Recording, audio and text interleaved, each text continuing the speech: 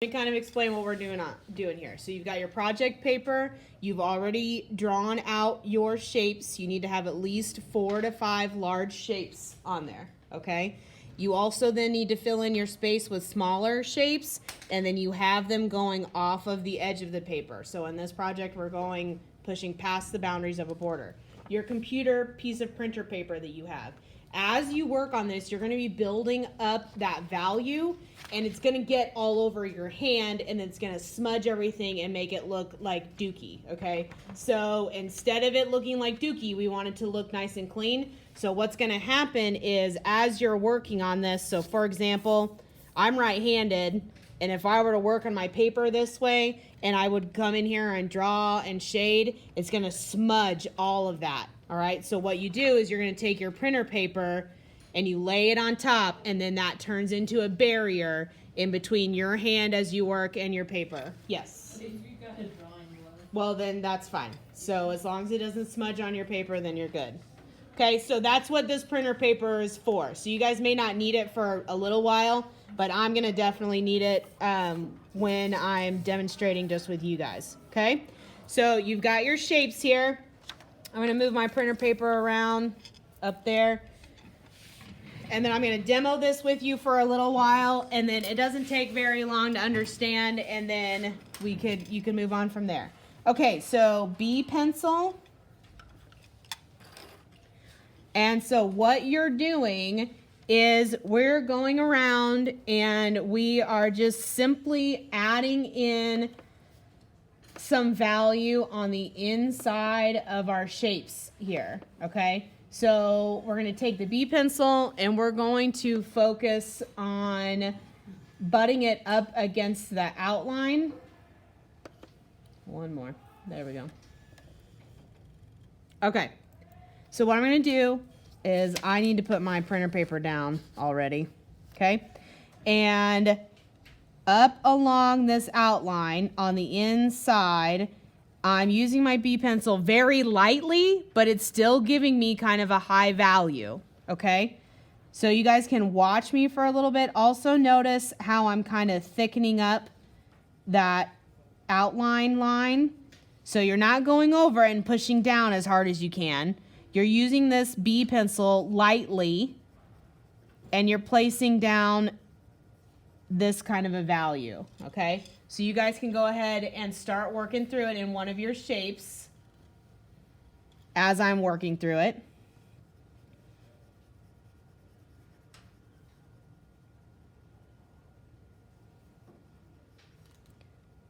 Okay.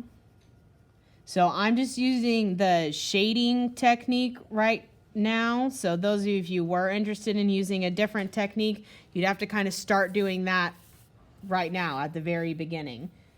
And it'll probably take you longer to do. But if you want that extra challenge, you go for it. Okay, so notice I'm not just going right on top of my outline. I'm going right on the inside, and I'm not pushing down as hard as I could possibly push with my B pencil. In fact, I'm using it pretty lightly. Pressure-wise, it's about a 3 or a 4, but with this B pencil, because the graphite's so soft, it's leaving like a 6 value. Okay, so I kind of rotate my paper around as I work, just like for comfort, so I don't push my hand into weird places.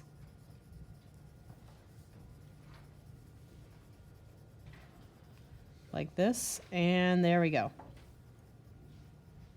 Okay, so there's my first step of my second step. So I drew my shape. I created this kind of darker, thicker outline. Now I'm going to put in one more ring around there, and I'm going to barely press down my B pencil. So pressure-wise, you're shooting for like a 1, but because your B pencil is so soft, it's going to leave like a 3 value. So really, really light and kind of about the same thickness right on the other side of that first value ring that you put down. Okay, so really, really light.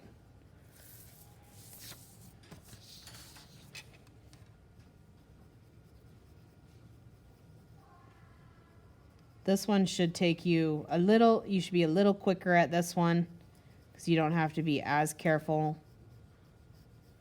Just make sure that you're using it really, really, really lightly. You could technically use your H if you're more comfortable with that. I heard some people switching.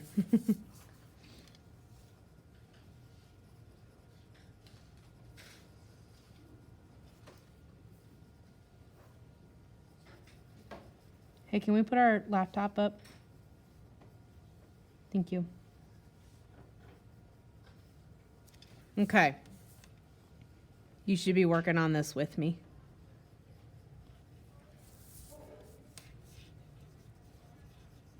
Okay. Okay. So there we go. I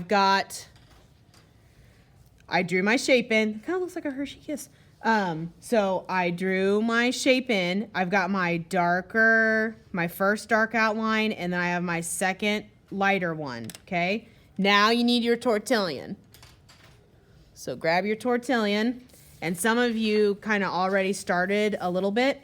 So now your goal is to blend. And what you're gonna do is up against the outline, you're gonna use, and don't forget, you use your tortillon on its side. You're gonna use a medium pressure, and then as you move like towards the center of your shape, you're going to lessen your pressure more and more and more until you get a nice gradual fade. Okay, see that? So that's how I can blend out that value. Okay, and so you're gonna do that all the way around your shape. Now you don't want to go into the very center, okay? So like I've already done this shape as an example, and most of it is still white. Keep most of it still white, okay? So don't blend all the way into the center. Just blend out a couple inches or so.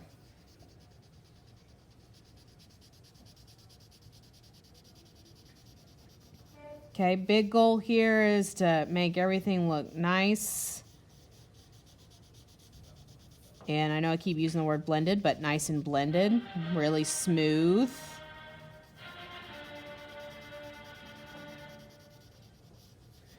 You guys can kind of see what happens whenever you're shading and you overlap. You can get these like unintentional lines that pull through there. If that happens, then you kind of have to change how you're using your tortillon or your pencil. And instead of doing small little back and forth strokes with your hand, with like fingers, you have to lengthen them out, make them longer, so you cover more surface area at one time. Okay, so again, when you use your tortillon, start at the edge of the outline, use about a medium pressure, and then as you move towards the center, you'll lessen your pressure up more and more and more. So you get a really nice fade from like a 6 to a 0 or a 5 to a 0.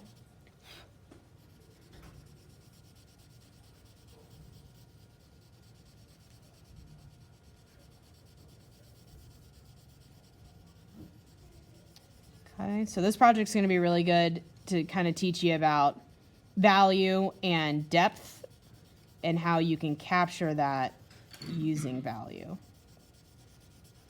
Okay, so I'm just working through here to get that all smoothed out.